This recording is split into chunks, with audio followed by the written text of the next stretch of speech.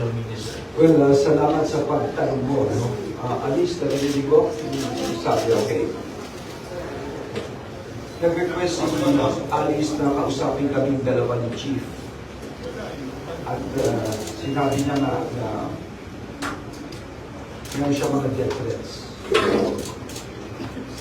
At inassure ko siya, ni Chief, na yung death threats, huwag niya alalahanin yung importante, sabihin niya lahat ng totoo. Lahat, huwag siya matakot, maski sino pang malalaking tao ito.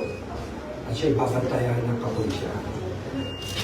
Tapos pinadocument namin, para lang malinaw ito, hindi ko naman alam kung ano yung ginagawa niya, nakaharap siya, siyempre nakatingin ako sa camera ng gano'n. Ang hirap naman nun, hindi ba? So yun po ang nangyari niya. No? Alice, gusto mo bang sagutin? Ba't ka raw gumanon? Yes, Guru siya rin. kanino ayos bakit para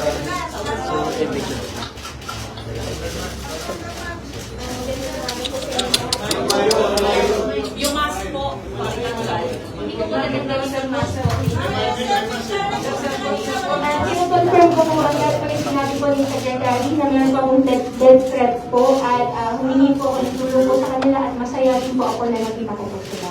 I feel safe po. Maraming salamat po. Mayor Alice, kaya po ba medyo masaya po kayo sa mga pictures and yung mga nakikipag-selfie pa po sa inyo, lagi kayo nakasmile na parang less stress po kayo sa inyo pong sitwasyon?